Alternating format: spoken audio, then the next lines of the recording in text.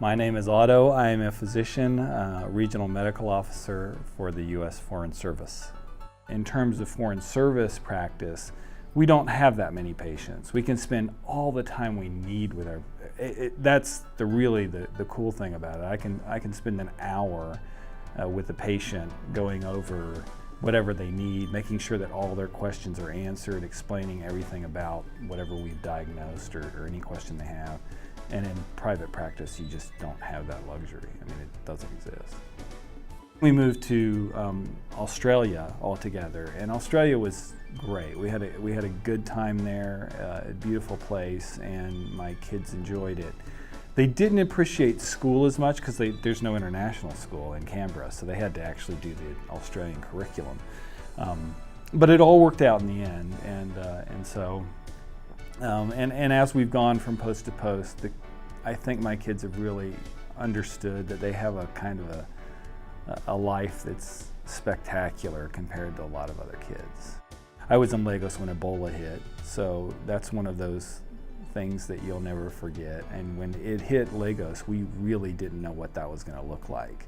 You know, before it had kind of been in small places, not so popularized. But Lagos, with a population of almost 18 million to 20 million, they don't even know how many people live there. We had no idea how that was going to go. And so, fortunately, with the help of the CDC, really especially, I think only 19 people wound up getting it, and maybe 8 died. So it was actually quite a difference compared to the other countries.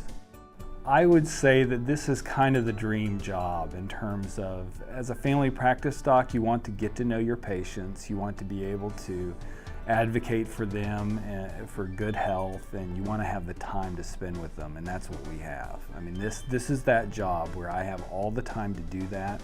I have every opportunity to speak with them about that, and we do a lot of educating. I mean, our nurses, we do a lot of educational programs to help them understand about their health and be as healthy as they can be. I would say that if you have the experience and you have the temperament to do this, and really some people don't know that. A lot of people think they want to live overseas, but they've never done it before. And so we find a lot of those, or they come and they take the job and then they don't last. But if you think that you have that temperament, if you have lived overseas definitely, or you have a passion to do that, then yeah, I would say definitely take the job and take the plunge, because the water is very warm.